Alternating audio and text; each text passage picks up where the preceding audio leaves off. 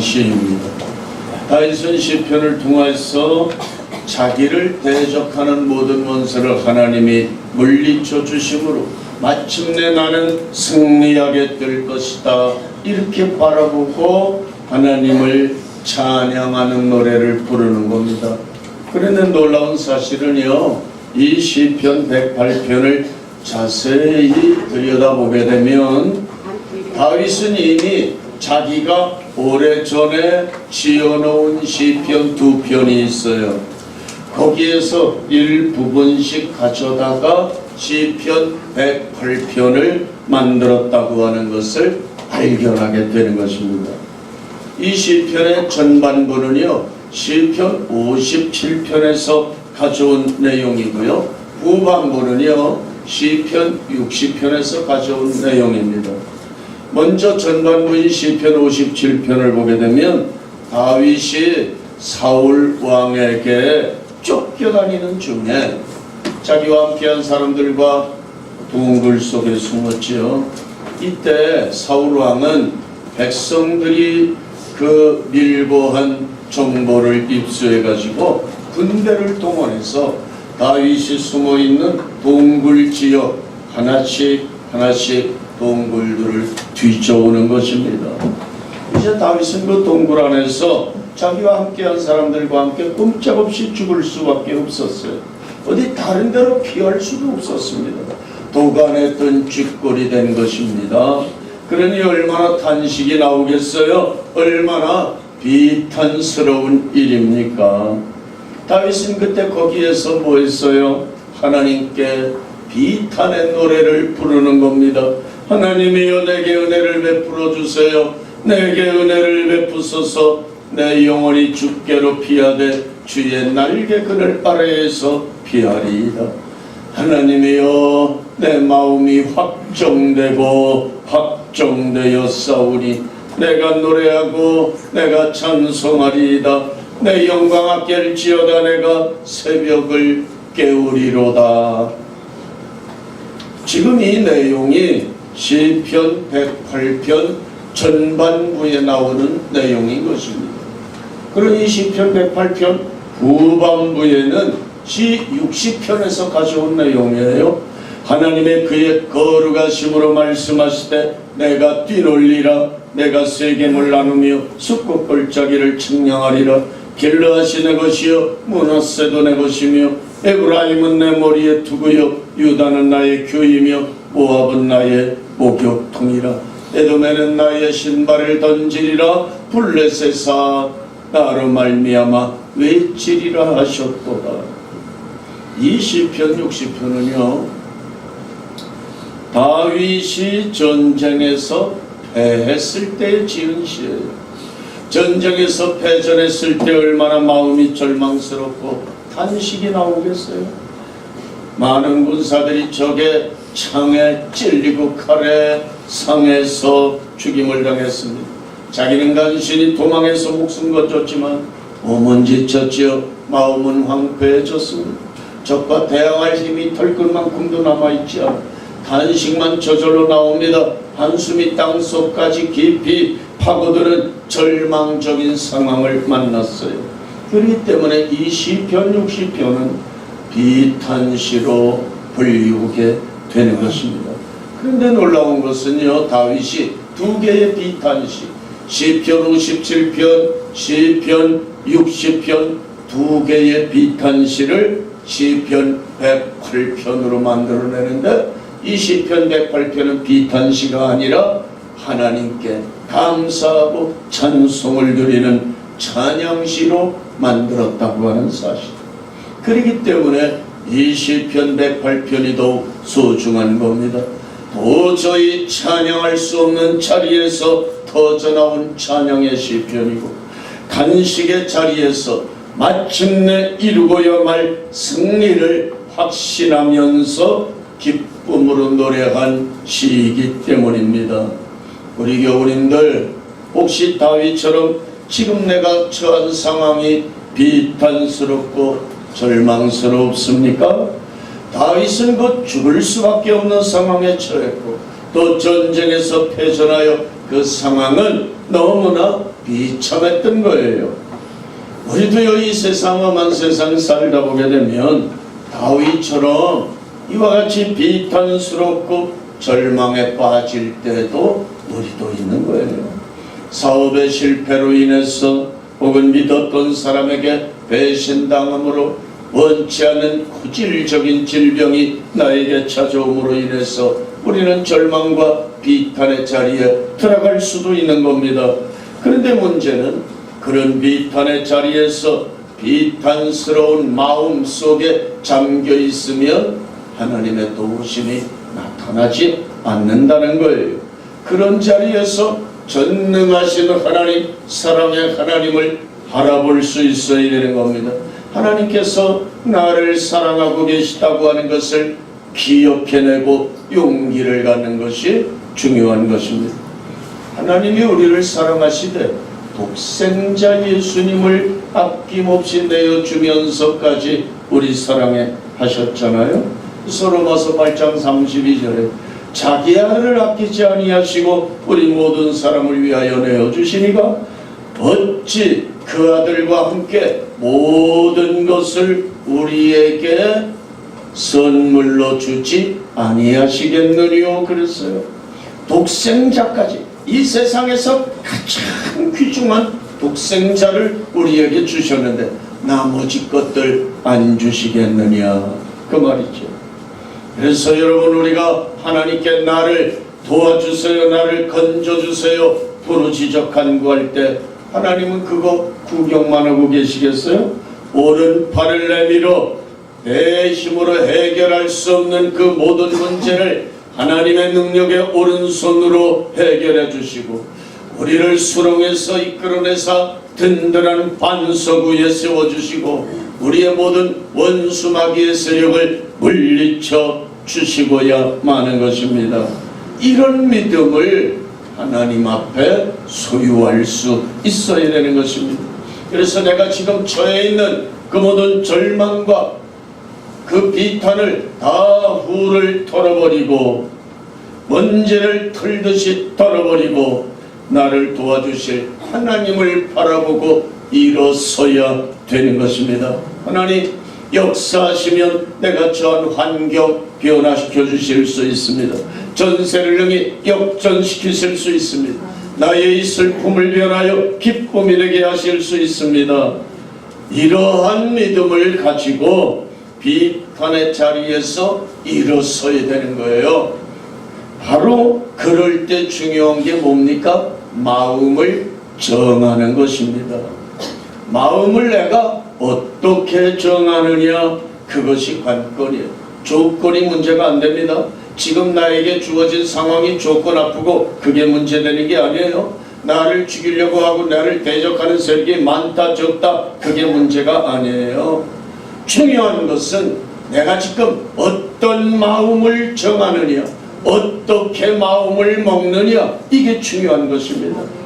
오늘 본문에서 다윗은요, 전능하신 하나님을 바라보고 마음을 이렇게 작정합니다. 마음을 이렇게 먹습니다. 하나님이여, 내 마음을 정하여 싸우니 내가 노래하며 내 마음을 다하여 하나님을 찬양하리로다. 우리 교우님들 언제나 다윗처럼 하나님을 찬양하기로 마음을 정하시기 바랍니다. 어떤 상황에서라도 하나님을 찬양하겠다고 마음을 정하시기 바랍니다. 내 영혼이 좋든지 좋지 않든지 하나님을 찬양하는 우리 교우님들 되어주시기 바랍니다. 첫째로 다윗은요, 새벽을 깨우기로 작정하는 것입니다. 여기 새벽을 깨운다고 하는 것은요, 하루를 시작하기 전에 먼저 하나님과 영적으로 교제하는 시간을 갖겠다, 그 말이지요. 근데 새벽을 깨우는데 그냥 깨우는 게 아니라 악기를 가지고 비파와 수금을 켬으로써 새벽을 깨운다는 거예요.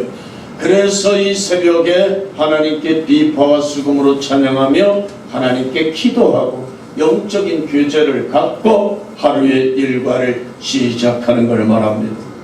아무도 없는 고요한 시간, 악기를 가지고 하나님을 찬양하며 하나님을 만나는 시간이 세상의 그 어떤 시간보다도 아름답고 황홀한 시간임을 다윗은 체험하게 되었습니다. 그래서 비파와 수금으로 내가 새벽을 깨우리로다 마음을 정하는 것입니다. 우리 교우님들은 새벽을 깨우십니까? 새벽을 깨우며 찬양하는 사람, 새벽을 깨우며 기도하는 사람이 하나님과 가까워질 수 있는 거예요. 하나님과도 친밀해질 수 있는 것입니다. 새벽을 깨우며 기도하는 사람에게는 승리가 있습니다. 형통함이 있는 것이에요. 새벽이라고 하는 시간은 조용한 시간입니다. 새벽은 하나님이 주시는 첫 시간입니다. 하나님 만나기 아주 좋은 시간이에요. 새벽이야말로 기도하기 딱 좋은 시간이고 응답받기에 가장 좋은 시간인 것입니다. 이 첫 시간을 하나님과 먼저 영적으로 교제한 후에 하나님이 주시는 새 힘을 얻어서 세상에 나가 하루를 승리하며 살아갈 수 있게 되는 것입니다. 우리 교우님들 다급할수록 어렵고 힘이 들수록 새벽을 깨우며 일어나 하나님께 기도할 수 있기 바랍니다. 새벽을 깨우는 사람은 복 있는 사람이에요. 왜요? 하나님은 새벽에 많이 역사하시기 때문입니다. 이스라엘 백성들이 애굽에서 나와서 바알스본 맞은편 비아이롯의 진을 쳤지요. 홍해바다가 보이는 것입니다. 애굽을 떠나왔다고 하는 소식이 바로 왕에게 들려졌어요. 다 나가라 그랬지만 막상 떠나게 되니까 후회가 돼요. 내가 이스라엘 백성들 왜 보냈던가? 저들을 종으로 삼아 부려먹으면 우리나라가 얼마나 좋을 텐데, 그래가지고 다시 추격해서 잡아와야 되겠다. 군대를 동원시킵니다. 특별병거 600성, 모든 병거, 모든 군대를 대동해서 이스라엘 백성들을 추격하는 거예요. 이스라엘 백성들은요, 애굽의 바로 왕이 모든 군대를 이끌고 자기들을 따라오는 것을 바라보았어요.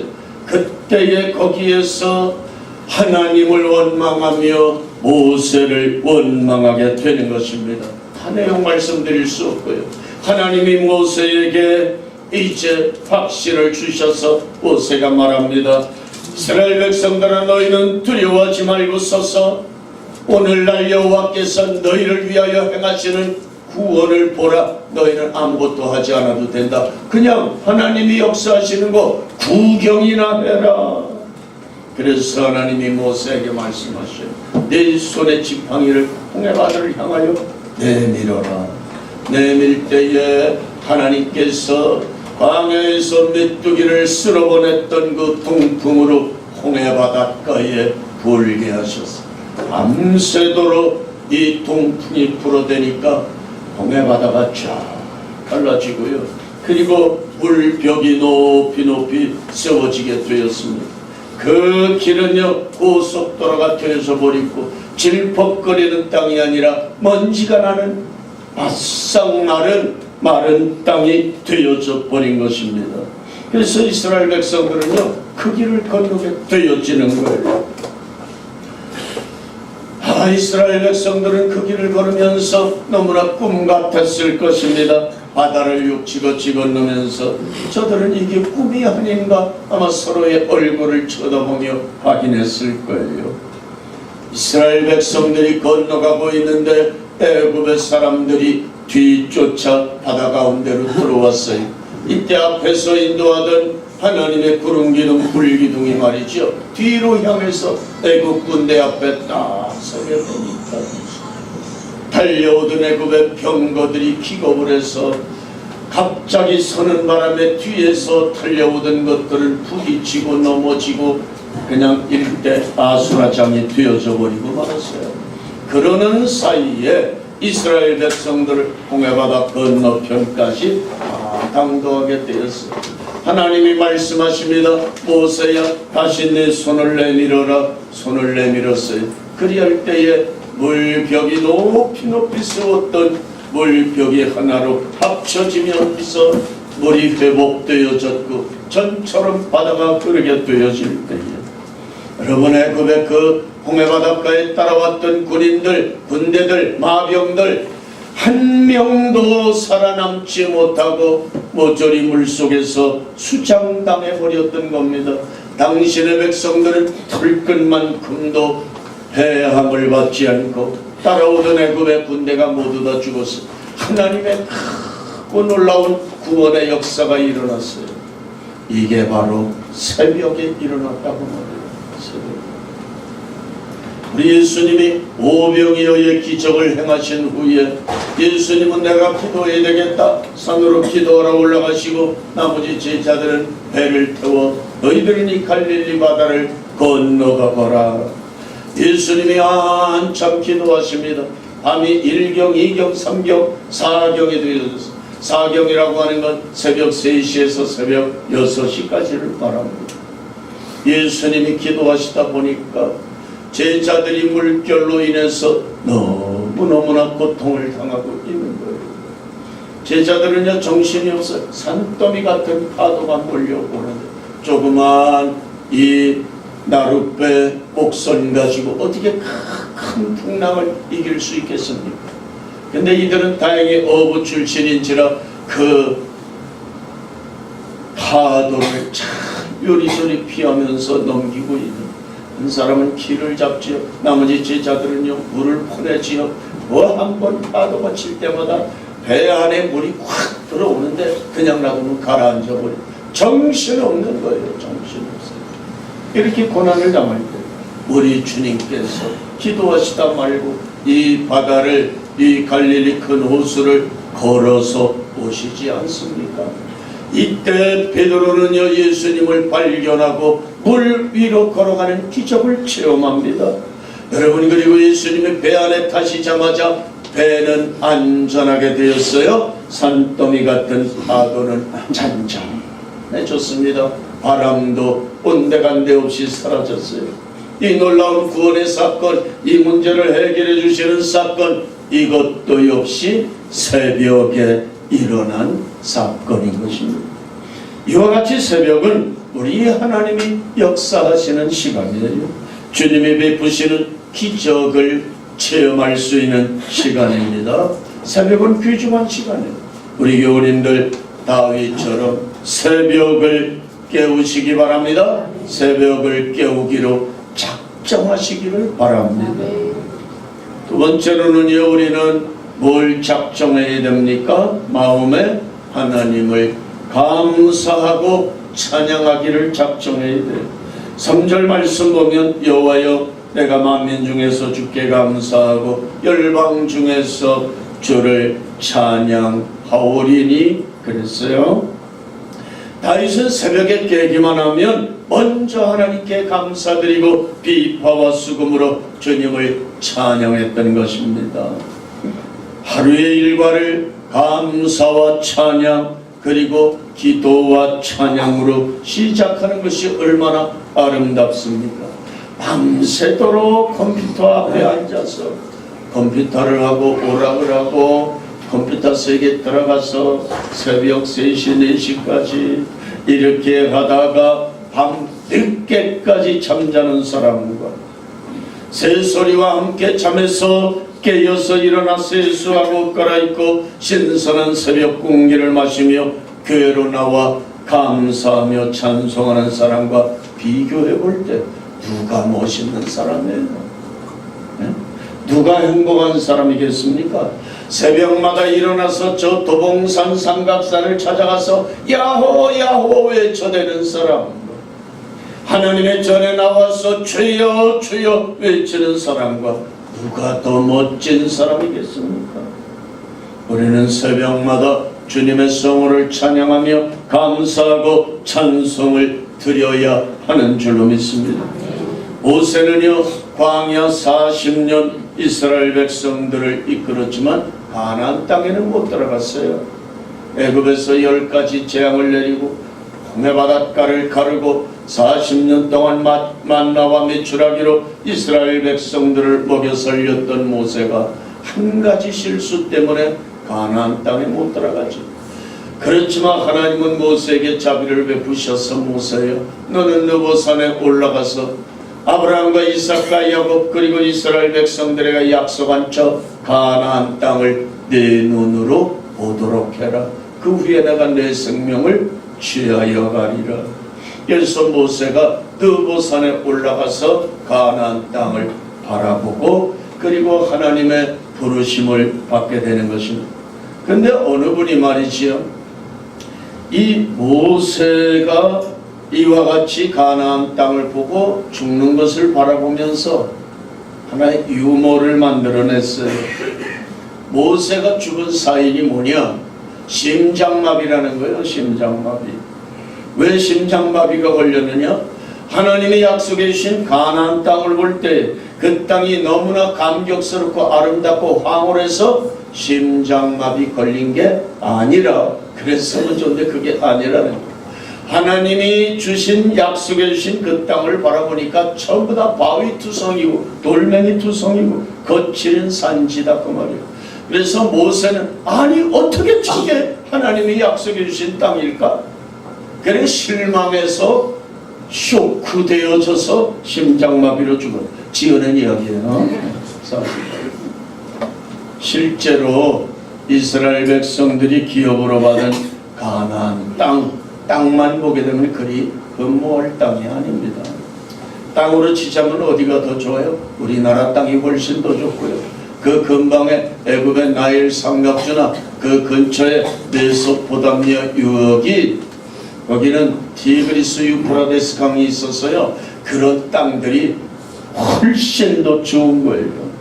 그러나 이스라엘 백성들은요, 하나님이 골라주신 이 기업을 소중히 여겼습니다. 이유가 뭐예요? 하나님이 주셨기 때문에. 여긴 뭐니 해도 하나님이 우리 민족에게 주신 땅이야. 땅이 비옥하다 비옥하지 않다 그까짓 건 아무것도 중요해. 누가 주셨는지가 중요해. 하나님이 주셨기 때문에 이 땅은 존귀한 땅이야. 하나님이 주셨기 때문에 영광스러운 것이야. 하나님께서 이 땅을 통해서 당신의 놀라운 언약을 이루어 가실 것이기 때문에 이 땅은 귀중한 땅이에요. 비록 거칠고 황무지 같은 땅이었지만 그들은요 소중히 여겼던 것입니다. 사랑하는 여러분, 우리는 비록 우리 교회가 큰 교회가 아니어서 중요하다고 생각하십니까? 중요하지 않다고 생각하십니까? 그래서 우리 교회는 맨날 요다루야 그래서 불평과 원망을 하십니까? 지금은 어때? 우리는 열심히 주님의 말씀대로 전도하면 다 되는 줄로 믿으시기 바랍니다. 교회가 크든지 적든지 그건 하나님이 하실 일이에요. 우리는 우리의 할 일 열심히 기도하고 전도하면 우리는 그게 최선을 다하는 것인 줄 믿으시기 바랍니다. 교회는요, 사이즈가 크느냐 사이즈가 적으냐 그게 문제되는 게 아니에요. 하나님이 그 교회를 통해서 기뻐하시느냐, 하나님이 진정으로 기뻐하셨던 교회가 어떤 교회예요? 요한계시록 2장과 3장을 보면 여러분, 하나님이 기뻐하시는 교회는 작은 교회였더라. 서머나 교회 작은 교회였어요. 빌라델피아 교회 하나님을 그렇게 기쁘시게 했는데 사실은 작은 교회였었습니다. 그러나 큰 교회들은요 하나님께 책망만 받았어요. 큰 교회들, 사대교회 이런 교회들, 또 라오디게아 교회 같은 들 얼마나 책망을 받았습니까? 여러분, 그렇기 때문에 교회는 사이즈가 크냐 작으냐 그것이 중요한 것이 아니라 하나님이 얼마나 기뻐하시느냐, 하나님이 임재하시느냐, 그 교회에 임재하시지 아니하느냐, 그게 중요한 것입니다. 비록 여러분 우리 교회가 지금은 사이즈가 작을지라도 하나님께서 앞으로 우리 교회에 약속하신 그 약속을 이루어 가실 것을 생각할 때에 여러분 우리의 마음이 뜨겁지 않으십니까? 하나님께서 우리 목자교회에 관심을 가지시고 주목하고 계시다고 하는 이 사실을 생각하면 우리는 감사하고 마음이 부풀어 오르지 않으십니까? 하나님은 그런 마음, 하나님의 약속을 믿고 하나님께서 그 약속하신 것을 우리 교회를 통해서 이루어 가시리라 이것을 믿는 사람을 사랑하시고 축복하시는 줄로 믿습니다. 다시 말해서 부정적인 마음의 소유자가 아니라 우리 하나님을 믿고 긍정적인 마음을 소유하는 사람을 하나님이 찾으시는 겁니다.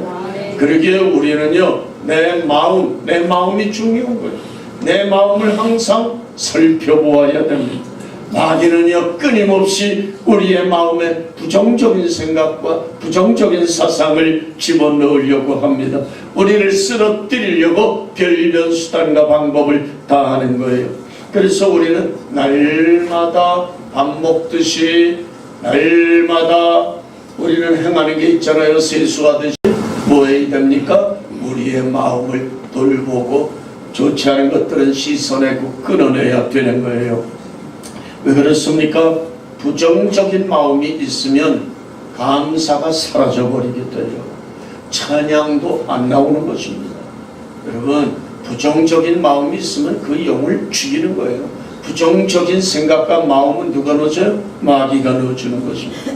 그러나 이걸 내가 알고, 아하, 이건 마귀가 이렇게 갖다 놓은 가라지로구나, 마귀가 뿌려놓은 가라지 씨앗이로구나 생각하고 이걸 제거할 때에, 다시 말해서 우리가 긍정적인 마음을 가질 때 비로소 감사할 수 있고 비로소 하나님을 찬양할 수 있게 되는 것입니다.